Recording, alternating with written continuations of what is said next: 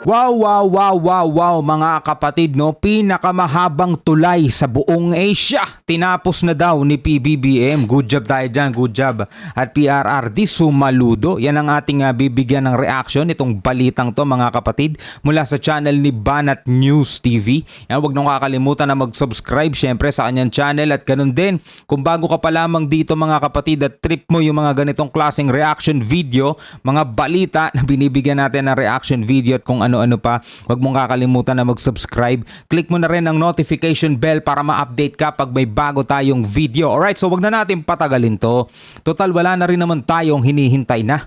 Panoorin na natin to, mga tol. Madako tayo dyan sa may lugar ng Eastern Visayas. Iconic ito, ito yung makasaysayan, kauna-unahang pinakamahabang tulay sa Asia. Ito po yung San Juanico Bridge. Abay, makikita ulit natin itong isa sa mga pinagmamalaki dyan sa Tacloban, nagkukunik dyan sa Samar. All set na nga itong San Juanico Bridge, ang dating pinakamahabang tulay dito sa buong Pilipinas, at handang-handa na dahil tuloy na ang isa sa gawang official switch on o ang ceremonial aesthetic lighting at sound project na gaganapin bukas ng gabi. Inaasahan na pangungunahan ng nasabing aktibidad mismo ni Pangulong Presidente Ferdinand Bongbong Marcos at yun din ni Vice President Sara Duterte.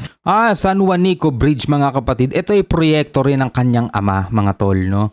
San Juanico Bridge. Ngayon ay parang mas pinaganda pa ata, no? Dinagdagan ng ilaw sa gabi. Sa gabi at saka syempre, ewan ko kung ano pa mga idinagdag dito, yun ang ating panonoorin. At ilan pang mga opisyal dito sa Pilipinas, kasama na si Tourism Secretary Cristina Garcia Frasco at Tourism Infrastructure and Enterprise Zone Authority o TIEZA Chief Operating Officer Mark Lapid. Magiging highlight sa naturang aktibidad o sa naturang ceremonial lighting bukas ng gabi ang isa sa gawang mahigit 20 minutong light show dito mismo sa San Juanico Bridge at yun din ang synchronized performances ng dalawang festival sa Samar at Leyte, ang Buraburon Festival ng Burawin Leyte at ang Mandaragat Festival naman ng Catbalogan City. So inaasahan na magiging mahigpit ang pagbabantay ng mga otoridad dito sa nasabing tulay at yun din ang pagkontrol sa daloy ng trapiko bukas ng gabi mula alas 4 hanggang alas 8 ng gabi, kung saan hindi na muna papayagang dumaan ang mga sasakyan dito at ang mga motorista dito hindi sila papayagan munang dumaan dito sa San Juanico Bridge habang nagpe-perform pa itong dalawang festivals ng Samar at Leyte at yun din sa 21-minute light show or mahigit 20 minutong light show dito sa San Juanico Bridge. Wow, merong festival, yung dalawang isla siguro na pinagdugtong ng San Juanico Bridge at merong 20 minutes na light show. Alright. So matatandaan na itong aesthetic lighting project dito sa San Juanico Bridge ay isinulong sa TIEZA noong taong 2015 ni Governor Sherry Antan at ng Department of Tourism sa Region 8 o sa Eastern Visayas. So aabot sa 80 million pesos ang inilaang pondo ng TIEZA para dito sa proyektong ito at ganyan din ang 90 million pesos naman para sa boardwalk. So ang installation ng mga LED lights dito sa San Juanico Bridge at ang wiring at cables nito ay kinumpleto ng Amigo Entertainment Technologies at matapos ang mahigit 3 taong pagkaka-delay o pagkakaantala dahil na rin sa pandemic. At ayon pa kay Governor Tan at yun din sa DOT Eastern Visayas, ang naturang proyekto ay naglalayong mas mapaunlad pa ang turismo dito sa Samar at Leyte at sa buong Eastern Visayas at mapromote ang identity ng Samar at Leyte. So inaasahan na sa pagpapailaw at pagpapaganda nitong tulay or San Juanico Bridge ay masusolusyonan rin itong insurgency dito sa probinsya. Yan malinaw naman sinabi ng nagre-report, mga kapatid, kung ano ang layunin, no, sa pagpapaganda ng San Juanico Bridge. Kasi malamang maraming kontra dyan at sasabihin ginastos na naman, no? Dapat binigay na lang sa taong bayan yung perang ginastos dyan. Yung mga ganon, mga kapatid, no? Halimbawa na lang yung pagpapaganda ng Boracay, ang daming tumutol. Yung pagpapaganda ng Manila Bay, di ba? Yung Dolomite, na marami rin tumutol, mga kapatid. whenever na merong pinapaganda, no, para sa turismo ng ating bansa, meron dyan talaga mga tumututol, no? Pero pero ala sila say doon sa flagpole na ginastusan din ng milyon, mga kapatid, di ba? So etong ginagawa ng gobyerno, ginagastusan nila yung mga ganyan pang-attract daw ng turismo. So search nyo na lang sa Google kung para saan ba ang turismo. Alright? 19 sana inaasahan na makumpleto itong aesthetic lighting project dito sa San Juanico Bridge. Ngunit na-reschedule ito dahil kinailangang isa-ilalim muna sa rehabilitation ang nasabing tulay. Noong 2020 naman ay nasuspindi ang proyekto sa loob ng ilang buwan dahil sa restrictions dulot na rin ng pandemic. Noong December ng 2020 rin, taong 2020, nagsagawa ng dry run pero nakitaan ito ng problema ng contractor dahil sa electricity supply mula sa substation. So, pero bukas talagang tuloy na ang official lighting nito.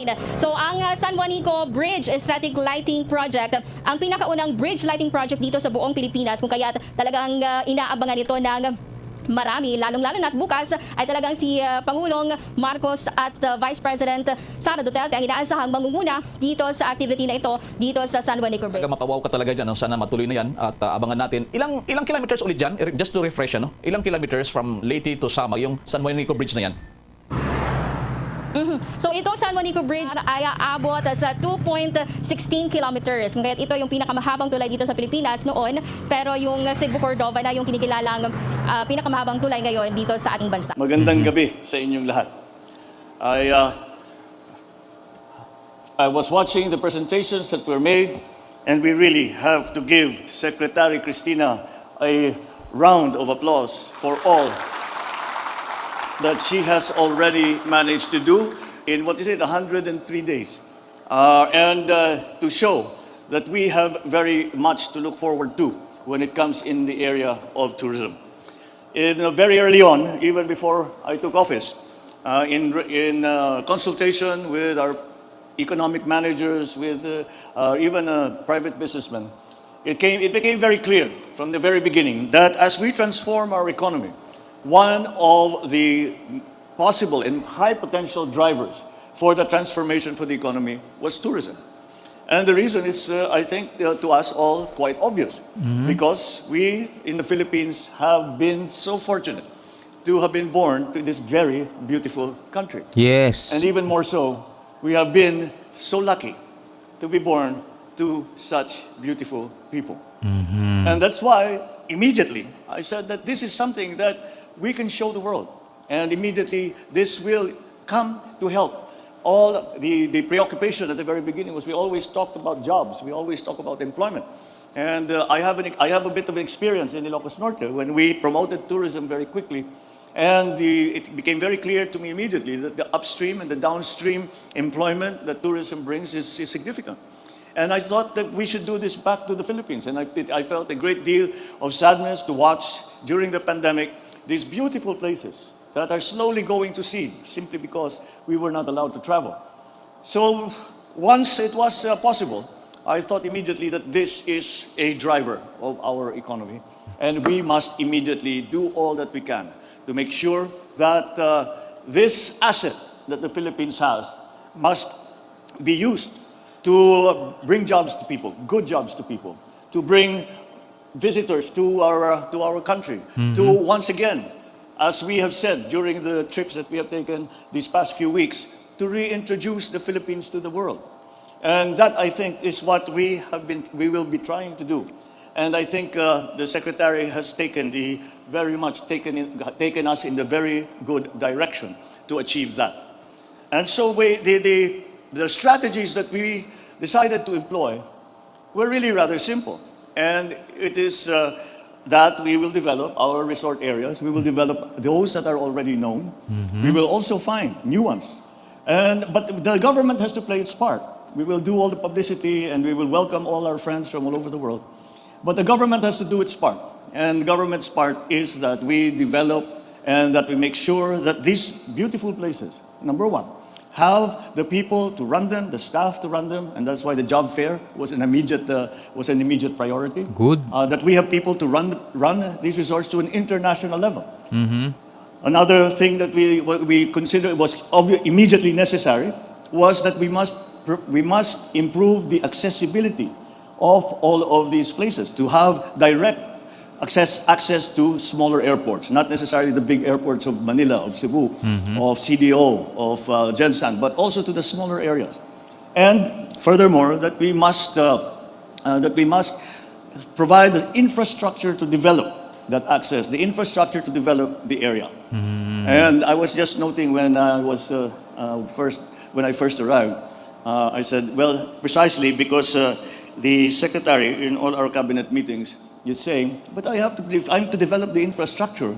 I don't have the budget for it. We don't have enough money that has been given to us. And so you'll note that the Secretary of Public Works and Highways is in a very important place of honor, because I think the Secretary has some sinister plans on your budget. And of course, also the Secretary of Trade and Industry, because we have to promote this, we have to put together these operations so that they are efficient, and we will get the testimonials from our visitors, and they will say that they will hopefully post, tweet, and say that I just came from Manila, I just came from a vacation in the Philippines, and it was absolutely wonderful. You should all come and try it. That is what we are trying to achieve. And we have achieved it before. And I think we can, especially with the very good people that we have asked and who have kindly enough agreed to help us. And that is, of course, our Secretary for the Department of Tourism, Secretary Cristina Frasco, our cabinet members who all immediately understood what it is that we were trying to do. And I really look forward, and I have great optimism, and I have great hope that this will be successful. And I believe that it will be. Because, once again, like in all our endeavors in this government, we always come back to our greatest asset. And the greatest asset that we have in the Philippines are the 107 million Filipinos who are a young, well-trained workforce, who are as kind a people, as hospitable a people, as gracious a people as you will find anywhere in the world. And those advantages are what we are going to present and to, again, as I said, reintroduce to the rest of the world. This is the Philippines. This is the Filipino. And again, This is the Philippines, this is the Filipino. Regardless kung maka-Marcos ka o antay, mga kapatid, no? 'Di ba? Proud na proud si PBBM sa kanyang mga kababayan, sa mga Pilipino, 'di ba? Inaangat niya sa buong mundo, hindi niya ibinabagsak, mga tol. Dapat, 'di ba, ganyan ng leader. Kay leader ka man o pangalawang leader, 'di ba? Dapat inaangat mo ang bansa mo, hindi yung tipong sasabihin mo sa international binabagsak yung bansa, di ba? Pangit yung ganun. Again, as I said, I'm confident because I have said this many, many times that there is no warmer, more poignant sight than the smile of a Filipino. And that is something that we can introduce to the world. So, I congratulate the Department of Tourism for all they have done. I would like to explain to you that when Secretary Cristina first took on the Secretary of Department of Tourism, she moved so quickly that I had to talk to the others in the cabinet, and I said, she's making us look bad. We better quicken our game. So she keeps us on our toes. And she has always kept a very, very clear idea in her mind of what we are trying to achieve. And she has brought a passion and an energy that certainly we are going to need. But it is a passion and an energy that gives us confidence that we will succeed. So it is a great privilege that I am here today at this Philippine Tourism Convergence Reception. And once again, congratulations to everyone in the DOT for the work that you have already begun. It is a dedication that you have shown. Ito rin yung isang bagay na sasagasaan ng mga leader, no? O mga dating leader. Ito rin yung isang ahensya ng gobyerno na sasagasaan nila kapag ka hinihila nila pababa ang Pilipinas, mga tol. Kasi itong mga tao rito sa tourism, mga tol, ginagawa nila yung trabaho nila para makahikayat ng mga turista. Para saan ba kasi yung mga turista, mga tol? Diba? Yan yung mga nagbibigay ng trabaho sa ating mga kababayan sa mga isla, diba? Kumikita rin ang Pilipinas dahil dyan.